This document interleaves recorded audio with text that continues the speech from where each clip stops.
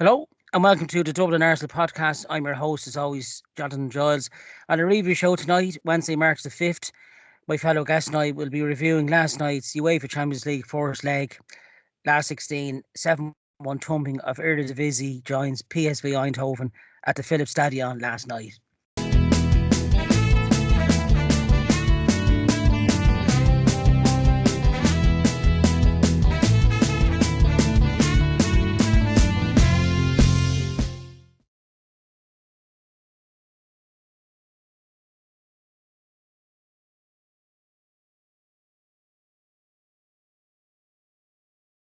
A very good Wednesday evening to all our listeners and viewers that take their time out to listen to our analysis on each game. I'm delighted to be joined by my regular guest for the last 4 years now, coming up this month, believe it or not. Eamonn Donnelly, how are you? Happy 4th anniversary. Evening, Jonathan. Yesterday, Pancake Tuesday. I saw a pancake. He went mad. He just flipped. I went to the dentist and there was a piece of pastry sitting beside me. I said to him, "What are you doing there?" He says, "Well, I need a filling." Yeah, we're all good. Yeah. As you can see, Eamonn is in flying form after last. I say it was more than 7 pancakes down as well. I'm on the Roy Orbison beer. Only Peroni. I knew that was coming. You took the words right out of my mouth.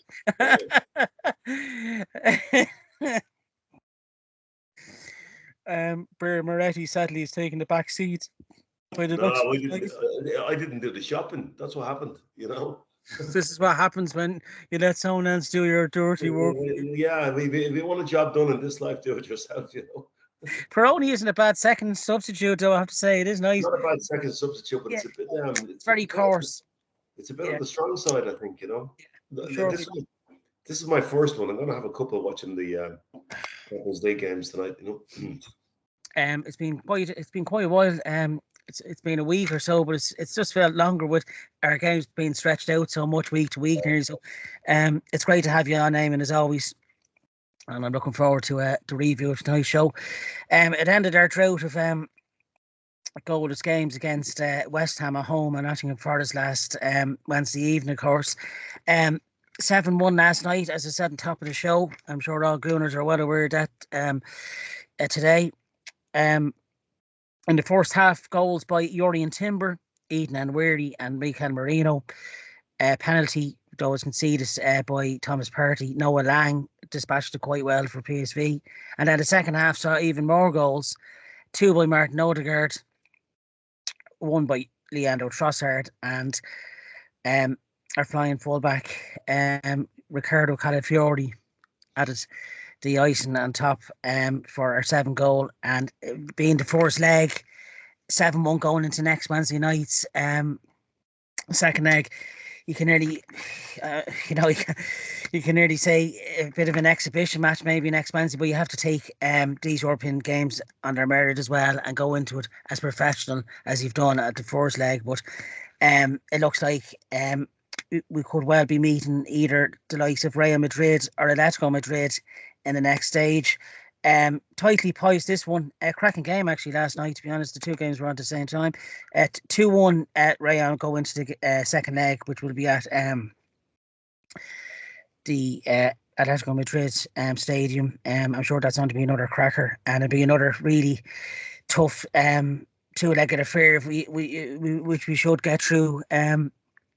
In regards to last night's match, though, I was kind of nervous myself, not scoring in our last 2 league games, but you could see we were really up for it from the start. The top. Martin Odegaard was brilliant last night, along with Eden Nwaneri as well. The whole team really galvanised from not being in the FA Cup as well. I thought the rest, the little bit of a rest helped as well, I think.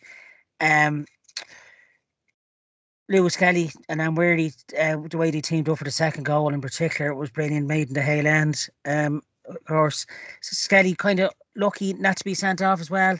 That second tackle on Ledesma, I think it was down the wing. And I think it was clever man management by Mikel Arteta to take off Lewis Kelly for Calafiori, because Lewis Kelly's head was kind of getting.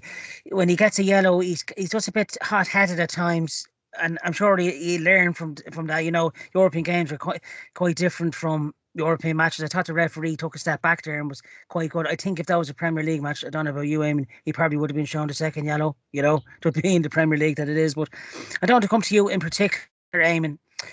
In particular, the first half, were you surprised? You know how you could say quickly we came out of the blocks for this game, Eamon? Well, take a step back for a second. Our performances in this competition this season have been remarkable. Look at our record, you know. Yeah. 7 wins and a draw out of 9, and only 4 goals conceded, and scored about 25 or 6. You know, like you know. It is particularly, yeah, isn't it? Yeah, yeah. But you see, if you ever sit back and wonder why teams play in what they call a low block against us, well, you saw it last night. Because when they don't, we have the tools to carve them up, right? So when you talk about not having strikers in a Premier League game, and a team is sitting, you know, 5 defenders and 4 midfielders, you know, between them, their penalty spot and 30 yards out from goal, you know, strikers or no strikers, that's really hard to break down. The onus was on PSV to try and do something at home, and because of that, they didn't play in a low block, and we carved them open, right? Now, I can't remember any game this season where I could say we got a couple of slices of fortune, because we haven't had any this season, you know? Yeah, 100%. If we flipped heads or hearts this season and come out as tails, you know, look, that's the way it's been. Yes. But last night there was 2 pivotal moments in the game that we got the look that we hadn't been getting. One was when Raya, I thought, misjudged the ball coming across the goal, palmed it out, and they crashed it off the crossbar. If that goes in, yeah, what happens then, Jonathan, is that PSV, having got their goal, then go into a low block, right? Yeah. And that makes it a different game. It puts a different complexion on the game. And then the second, of course, was the one you referenced, the Miles Lewis Kelly. It was a second yellow all day. But I think in the back of the referee's mind, he might have made a rush of blood to the head first yellow, because I'm not sure that was a forced yellow at all. He's trying to scamper back. He doesn't really try to foul. He falls on his shoulder more so. I think the referee got influenced by the crowd noise at that time. PSV were 2-0 down. The crowd were impatient. He got the yellow out straight away. And I think at the back of his mind, he might have been thinking, I'm not sure about the forced yellow, you know? Yeah. But it was a... Do you think, Eamon, did Miles... Do you think he did? Do you think he should have went in like that for that tackle? No, but I think a few things need to happen there. We have to remember when we were all gushing praise on Lewis Skelly a few months ago, I did say on this show, we've got to be patient with this lad. He's only 18, and he's got to make mistakes. Yeah. And when he makes mistakes, I think it's the responsibility, A, of the supporters not to get on his back, B, of the management to kind of manage him, but also on the senior players in the team to be able to just say to him, right, Miles, you know, just calm it down there a bit. Calm it down. Nothing stupid, nothing silly, you know, and that'll come. But I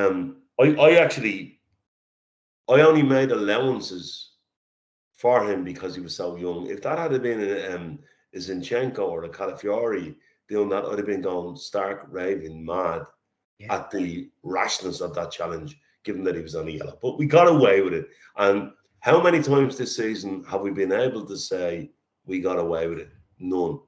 So we got away with one on that one. And do you think it was clever bringing on Calafiori when he did? Totally. Yeah, it was really man management. Yeah. Like, I was actually screaming for it to happen as soon as the incident occurred. You know, like once he got away with that second yellow, I'm thinking, do not even think of going for another challenge. Now, he likes a bit of combat, but he has to be coached into timing is everything, you know.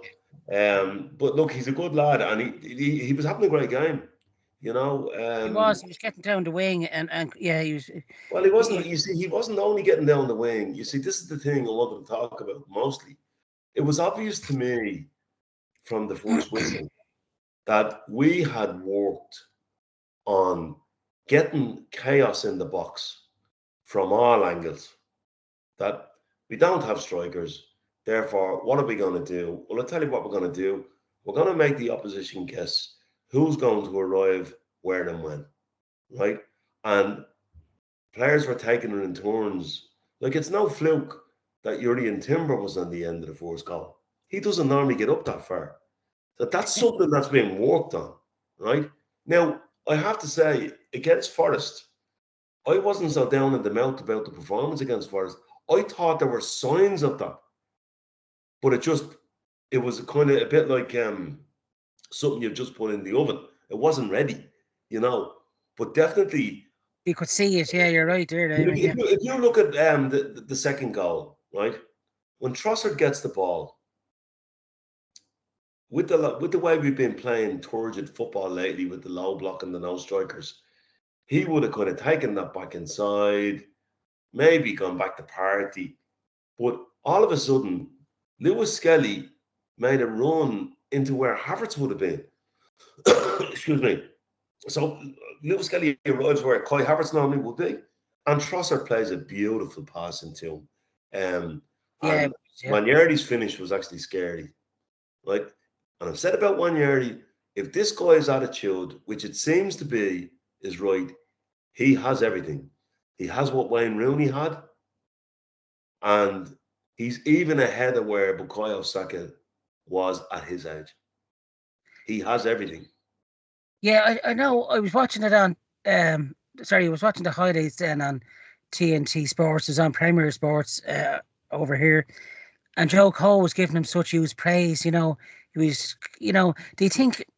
You know, he looks a real tannin, and we're so lucky to have him from the Highland. But would you put him up, you know, on that pedestal? Just, you know, is it, you know, do you think we should just kind of keep him, you know, grounded, or is he deserved of all that hype? But you see, you can't control that. You see, that's the one thing you need to know.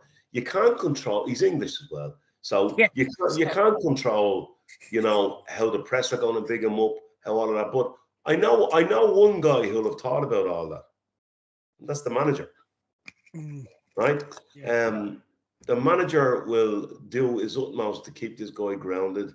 He seems to be a good kid. A lot can happen between 17 and 20 years of age mentally with a lad, you know. But if you keep him grounded, he has it all. He has it all. And the other thing about Arteta was he apparently, in terms of players visualizing that they were going to score goals, he gave everybody an envelope and asked them to write down, what do you think is going to happen? To try and get the players having a concept that this wasn't going to be just another game where we couldn't score. And that's instilling belief into players. Just a couple of other things. You're right about the rest certainly was evident in Declan Rice. Because he was a new player. Yeah, he better. Declan Rice strode around that midfield last night as if he owned the stadium. If he owned the stadium, right? In fact, our midfield three, Partey, Rice and Odegaard, were phenomenal. I know Partey. Do you think he was unlucky to concede that penalty, Eamonn, or do you think it was a clear penalty? I think if he had just fallen over himself, nothing would have happened. But I think what he was trying to do, you see, he got criticised, remember, when Ollie Watkins scored. The ball that went over. Yeah. I think he was trying to claim his territory, and the arm went astray.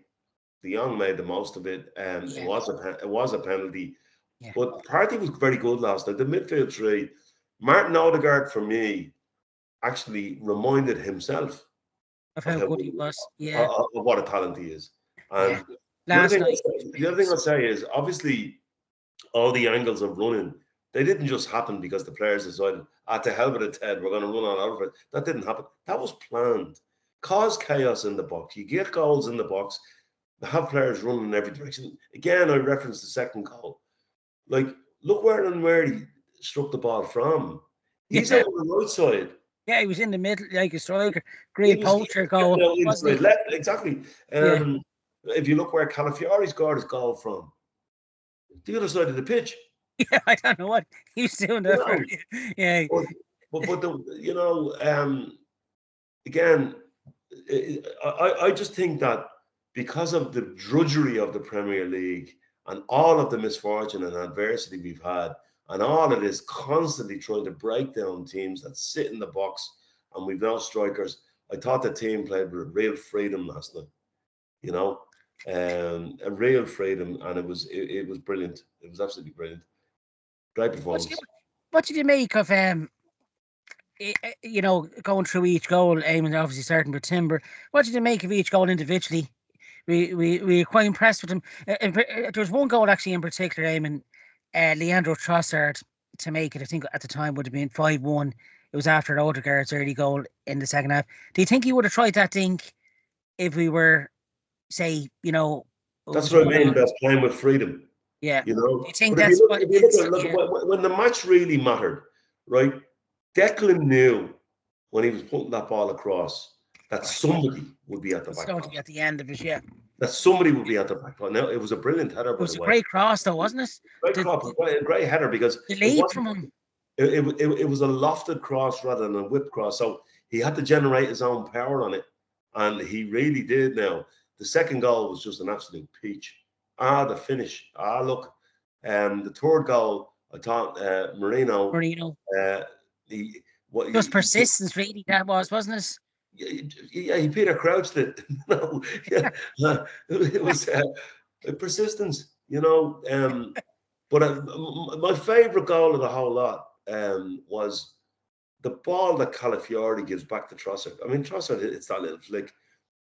The ball that the weight on the pass and the angle of the pass that Calafiori puts from almost the end line into Trossard was fantastic. The little dink was really, I thought Trossard was kind of nearly back to a kind of free-flowing best, wasn't he, last night? As you said, one important word you mentioned, Eamonn, and it's spot on tonight: freedom. Freedom. Each player had freedom, hadn't they?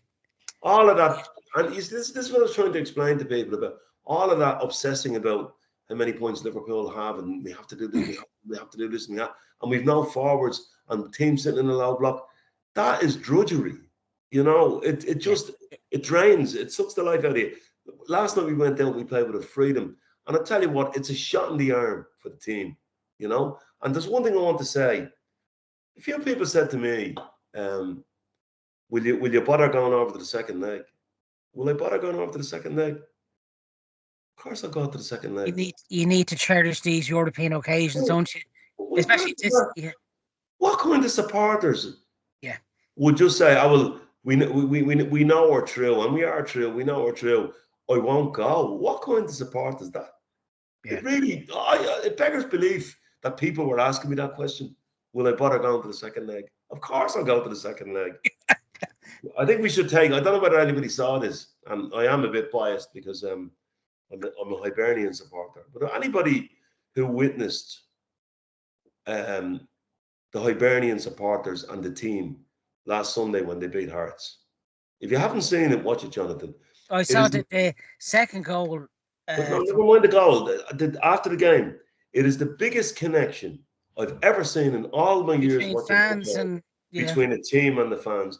The team stood on the halfway line and sang with the crowd, Sunshine on Leith. It was just unbelievable. And maybe we should take a leaf out of their book. Get behind the team, because you have to remember about Hibernian. They were bottom of the league at Christmas. Right? They could have sacked the manager. The fans could have turned on them, but no, they're unbeaten in 15. They're up to third place. Incredible run of form. And David Gray, is it the manager? Yeah, he's done some. And being an ex-player as well, it's the connection he has, like Mikel Arteta playing for the Gunners. It's the connection he has with the fans, stick by them, and the fans need to go to that game next, regardless of what happens. Of course, Eamonn. But hang on, It's regardless of what happens on Sunday, the fans need to go to the Champions League game next Wednesday night and actually will the team want to score another 7 and make it a cauldron for PSV and keep the momentum going and get behind the team.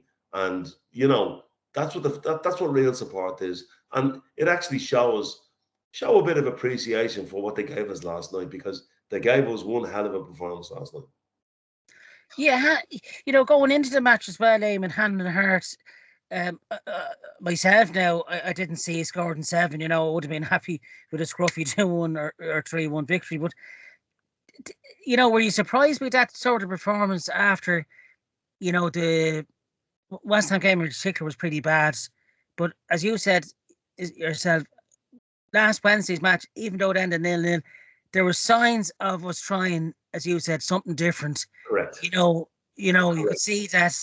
And it was a pass short here and a pass short there, away from opening them up. And I think Mikel was saying, in the build up to the PSV game, yeah, for sure, we're working on these things. We're not going, we had 2 choices, Jonathan. We could sit and mope and bemoan the fact that we've no strikers, or we can say, let's go down. Hold on, we've no strikers. Do a Dave O'Leary on it. As I say, get on with it. Get on with it. And we got on with it. And you'd wonder. Everybody's saying like PSV, they're no opposition. Well, they're there on their merit, though, aren't they? Well, if we'd have beaten Juventus 7-1 away from home, who PSV knocked out in the previous round. Yeah. Are PSV any worse than West Ham? I don't think so. Yeah, I suppose, when you compare it. Yeah, it's... No disrespect to West Ham, but I think if West Ham played PSV, you'd probably say PSV would win that over 2 legs. Yeah. And we're all in desperation stage because we lost the home game to West Ham, I think that early chance, though, PSV had to hit the crossbar. That woke us up as well, didn't it? We're in for the game here, lads. We got a bit of luck that we haven't had all season. Yeah. You could see that. You could just see the likes of Rice and all just pumped then after that. Wasn't like they were in, their heads were in it then. Yeah. You go back to the Forest game. If the Calafiori chance went in at the inside of the post, rolled in, that would have liberated us in that game. Yeah, 100%, Eamon. Yeah, 100%.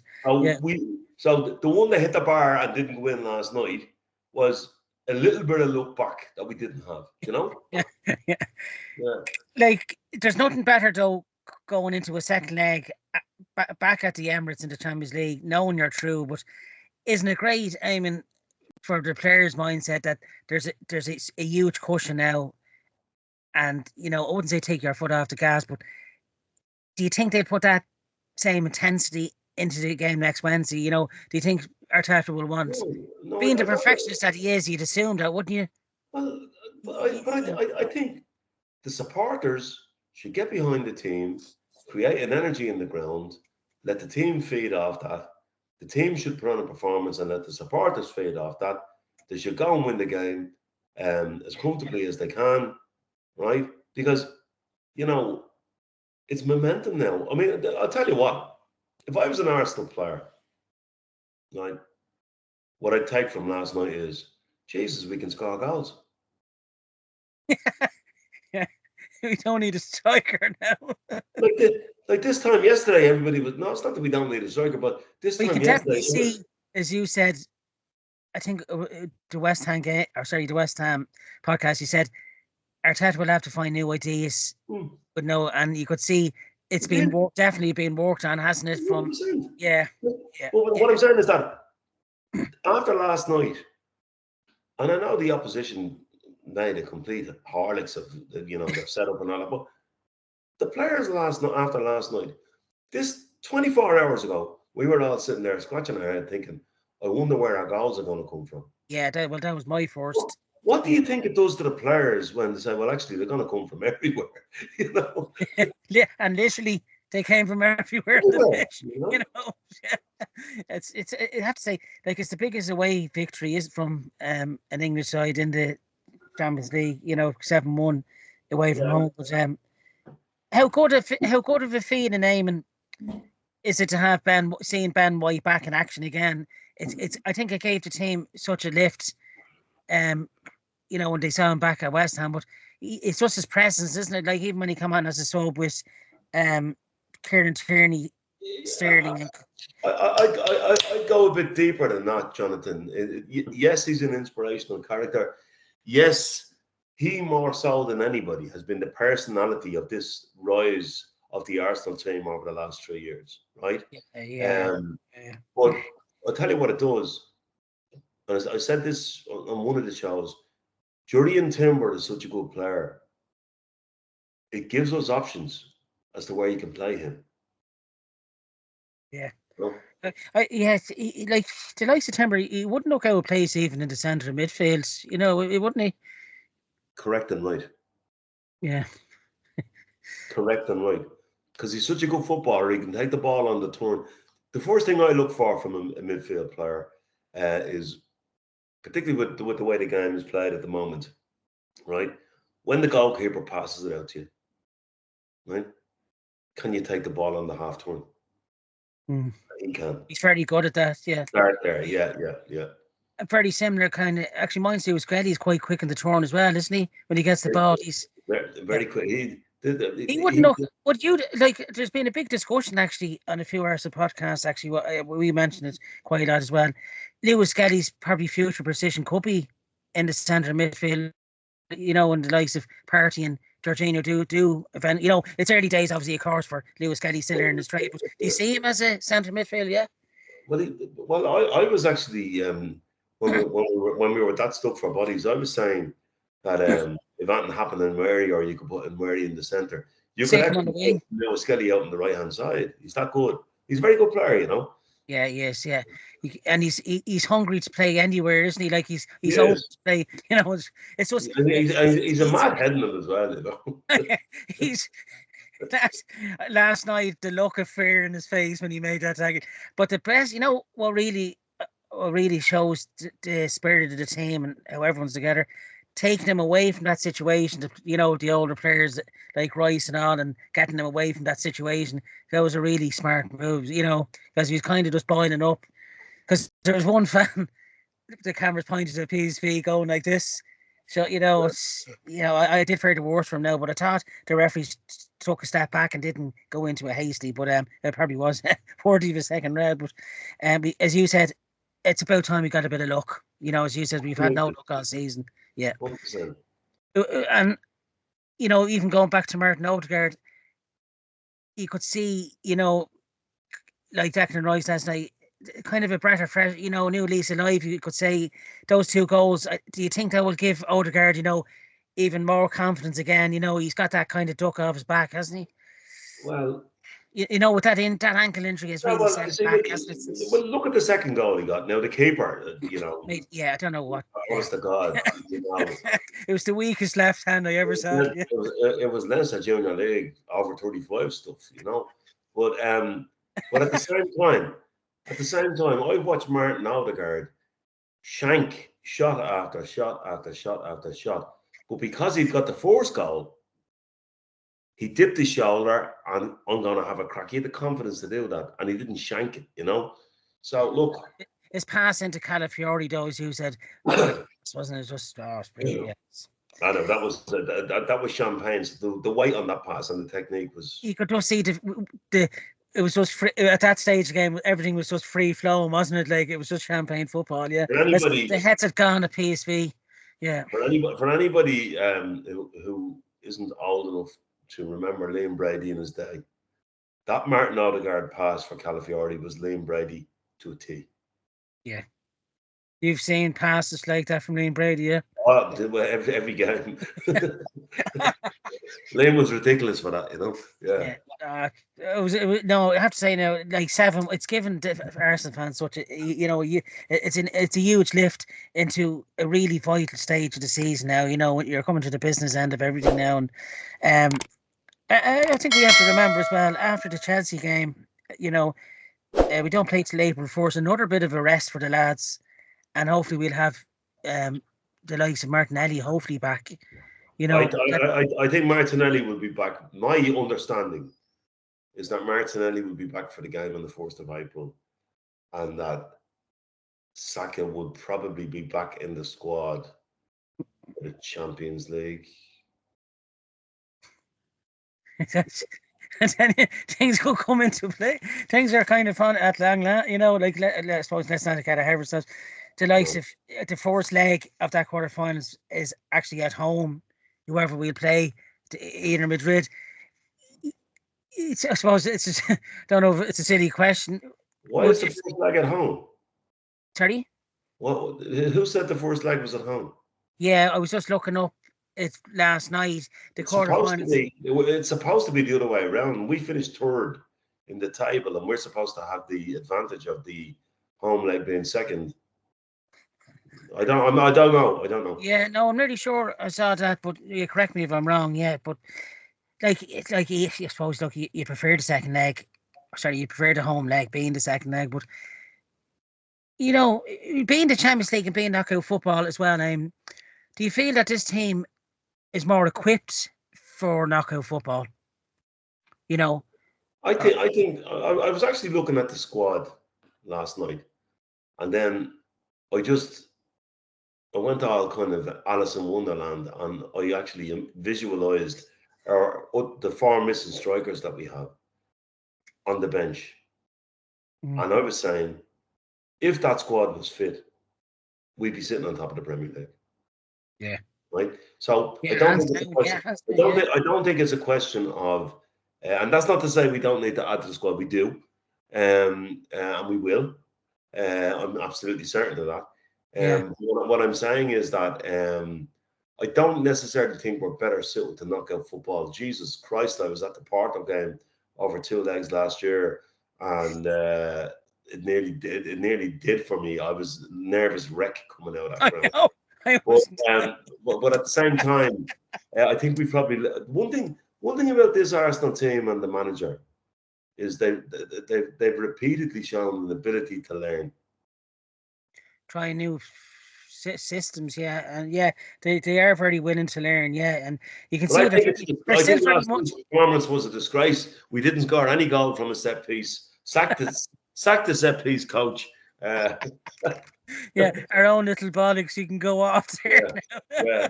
But like, as you said, it's refreshing that we don't have to rely constantly on set pieces as well, isn't it? Like, that's a great point you made. All 7 goals were all from. Well, look, it's only one game, Jonathan. Let's not get ahead of ourselves. But confident, Eamonn. Sorry, Jonathan. The big takeaway for me was that the angles of attack from players all over the place is obviously something that we'd worked on.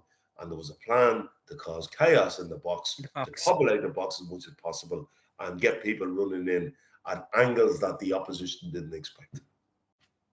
Do you think, it's only one really good result, but would you say dare to dream now in the Champions League game? I know we're going to come across the heavy hitters like of either Rayon or Atletico, but when you get to that stage in the competition,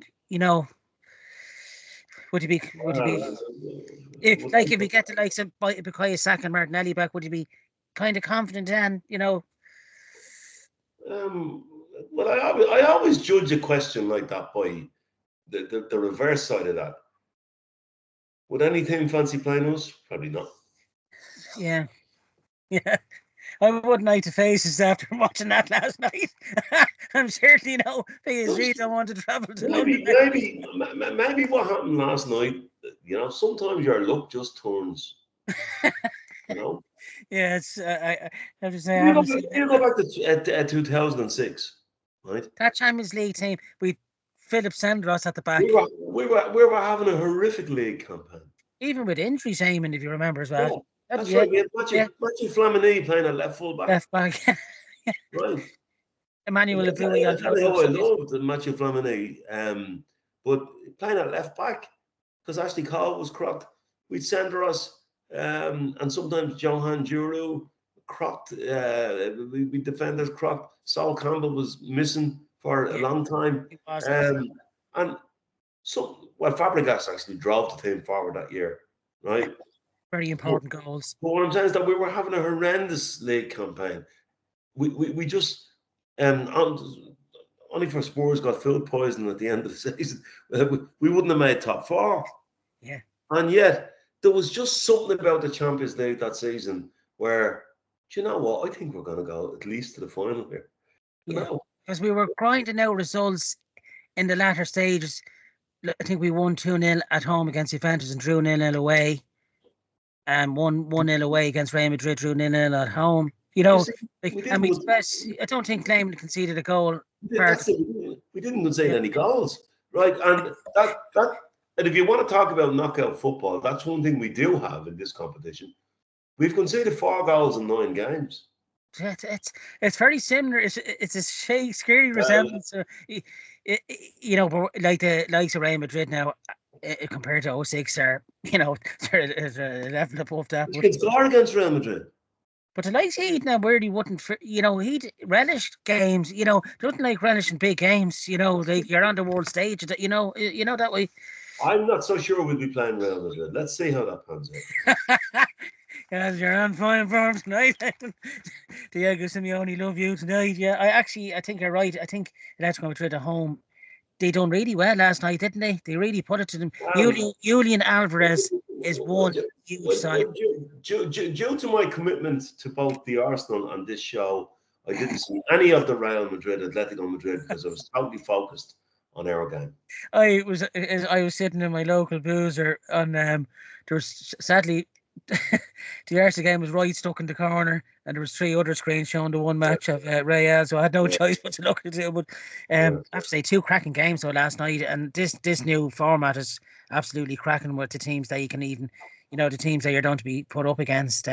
It's really, the cream is rising to the top now, heading into the last quarterfinals. But what a result last night, Eamonn. 7-1 against PSV. Who was your man of the match from last night, Eamonn? Martin Odegaard. Yeah, you took the words out of my mouth there. Yeah. He was quality, wasn't he? Yeah. I was delighted for him with them 2 goals, because he's gone through a bit of a rough patch. Some fans getting kind of, on his back. But last night, the passes, he was a class above the rest of midfield, wasn't he? Like, he just had to stand and applaud him, Even the PSV fans were like, when you're good, you're good, like, there's no... That's great. We've got our Arsenal back. The longest arm in football. Things they used to have the World Cup aiming, the big blow up things. I think his arms were made in Funderland or something. Look, you can have. I don't mind what type of arms he has. Once he brings us to the final, I'd be happy with that. All the way to Munich, he was pointed. But man of the match for myself, Odegaard, who was immense. But I thought, each player last night, and it's great to see Tierney getting on as well. I think he's going to get a bit of a run out between now and the end of the season, and still dedicated to the cause, isn't he? Gave it all, even for the 20 odd minutes. Nothing but respect for that man, Yeah. I know Eamonn is, as you said, during the show, I say you're looking forward to the second leg, be party atmosphere there. Yeah. I hope all this. Yeah. I hope all the sense of entitlement that Arsenal fans have, that really, this season more than any other season, they've actually done my bloody head in, Let's go and enjoy the game and cheer the team on. What's wrong with that? Yeah. It's not that difficult. It's not that complex, Yeah.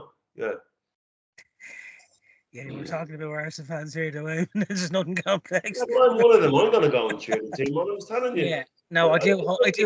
Going against West Ham, and I thought it was going to be ejected from the ground, because other supporters were looking at me and they go, "Who's the lunatic there?" I'm shocked anyone's saying that about you, Eamonn. I suppose the trip to the King's Head beforehand is going to be in order. But yeah, look, heading into the international break, what's this? United on Sunday, PSV next Wednesday, and Chelsea then, and then we've got that week break then until April Fool's Day, of course, when we're back next in action. But a really good review show tonight, Eamonn. Thanks for coming on, pal. No, catch us on, as always, Spotify, the Dublin Arsenal YouTube channel, and also TikTok. And of course, big shout out to Derek and Martin for keeping the social media side of things going. A few points come the end of the season for them two lads. But until our next show, which will be the preview show of Manchester United, we'll talk to you soon. Thank you. Cheers, Jonathan.